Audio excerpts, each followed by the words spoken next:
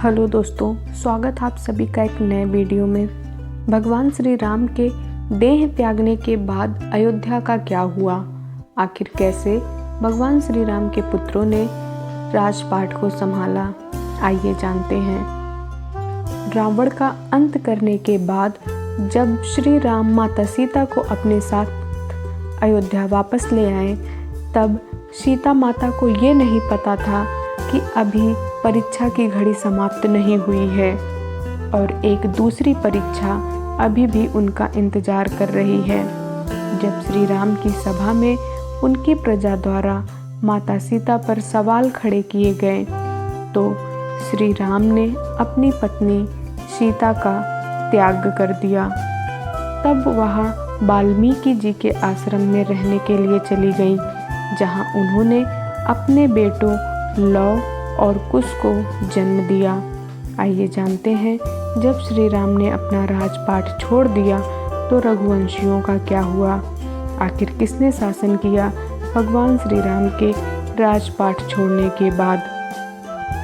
कुश अपनी सेना के साथ अयोध्या वापस आए। उन्होंने वहां पर राजपाट संभाला।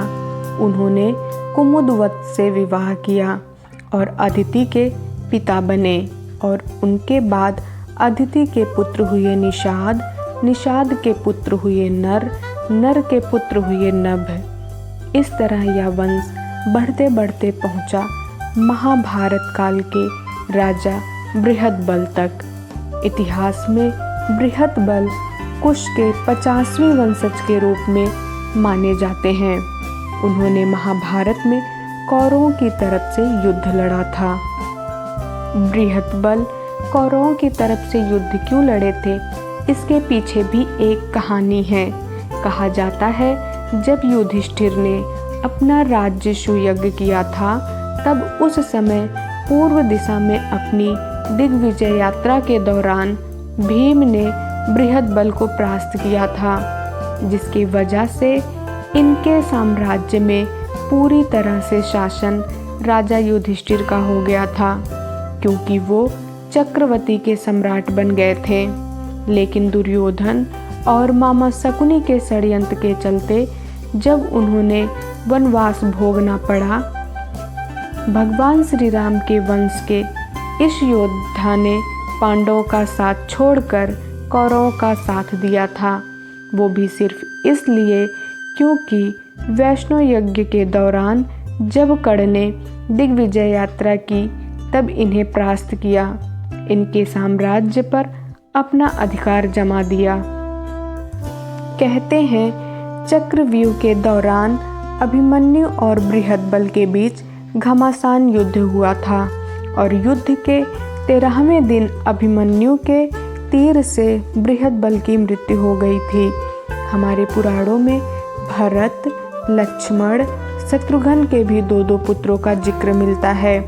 भरत के 2 पुत्र तार्च और पुष्कर, लक्ष्मण के 2 पुत्र चित्रांगद, चंद्रकेतु और शत्रुघ्न के 2 पुत्र शुभाऊ और सुरसेन। कहा जाता है कि पहले मथुरा का नाम सूरसेन था। ऐसा भी कहा जाता है, जब भगवान श्री राम को वनवास हुआ, तब उस समय भरत का राज्याभिषेक होने वाला था, लेकिन भरत जी नहीं माने और आगे चलकर उन्होंने दक्षिण कौशल प्रदेश में कुश और उत्तर कौशल प्रदेश में लव का अभिषेक कर दिया। कालिदास के रघुवंश चरित्र के अनुसार भगवान श्री राम ने अपने पुत्र लव को श्रावती का राज्य और कुश को कुशवली का राज्य दिया था। रघुवंश चरित्र के अनुसार कुश को अयोध्या जाने के लिए विंध्याचल पार करना पड़ता था। इससे ये भी सिद्ध होता है उनका राज्य दक्षिण कौशल में था। उसकी राजधानी कुशवाली आज भी बिलासपुर जिले में है। इतिहास के तथ्यों के अनुसार लव ने लवपुरी नगर की स्थापना की थी। लवपुरी के वह नगर लोहापुर कहा जाने लगा। वर्तमान में लाहौर ही लौहपुरी है। इनके किले में लौ का एक मंदिर बना हुआ है।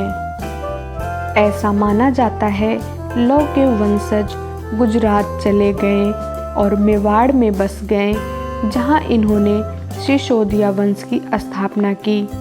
शायद यही कारण है कि मेवाड़ का राज प्रतीक सूर्य है। कहा जाता है लौ से राघव राजपूतों का जन्म हुआ, जिसमें बड़गुंजन जयास और शिकवल वंश चला, जिसमें गेसल और गहलोत वंश के राजा हुए। दूसरी तरफ कुश ने कुशावली राज्य की स्थापना की, जो छत्तीसगढ़ के बिलासपुर राज्य में स्थित है। उसने अपना राज्य पूर्व की तरफ ही फैलाया और कहा जाता है कि थाईलैंड के राजा इसी वंश के थे। शायद इसी वजह से थाईलैंड के राजा को राम की उपाधि दी जाती है। कुश से कुशवाहा यानी कछवा वंश की उत्पत्ति हुई और इनका वंश चला। इसके अलावा मौर्य शैनी से कुश के ही वंशज हैं। वहीं जेपी मित्तल की किताब हिस्ट्री ऑफ ऑथेंटिक इंडिया के अनुसार कुश की मृत्यु एक असुर के वध से हुई थी। उसके अलावा ऐसा भी कहा जाता है कि लौ और कुश में कुश का वंश आगे चला। इसी कारण इतिहास में कुश के ही वंशजों का वर्णन मिलता है। आगे चलकर भारत के सर्वोच्च न्यायालय ने ये भी पूछा कि क्या आज भी राम के वंशज अस्तित्व में हैं।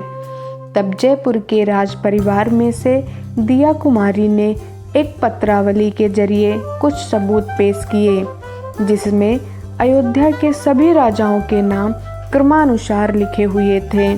इसमें राम के वंशज के रूप में 307 नंबर पर दिया कुमारी के पिता महाराजा भवानी सिंह का नाम मिलता है।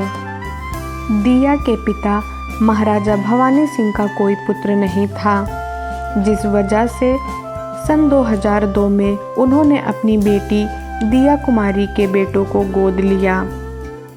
दिया कुमारी के 2 बेटे और 1 बेटी हैं, जिनका नाम पद्मनाभ सिंह और लच्छराज सिंह और गौरवी है।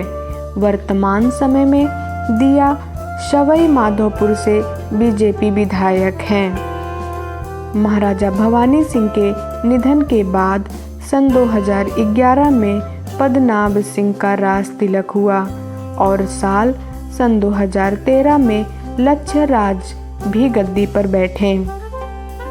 भले ही आज आज़ादी के बाद राजशाही को ख़त्म कर दिया गया, लेकिन आज भी इस राज परिवार की जीवन शैली, रहन सहन सब कुछ बेहद शानदार है, जिसके कायल न केवल देशवासी हैं बल्कि विदेशी भी हैं इनके दीवाने। और आगे भी राम की ये वंशावली ऐसे ही चलती रहेगी।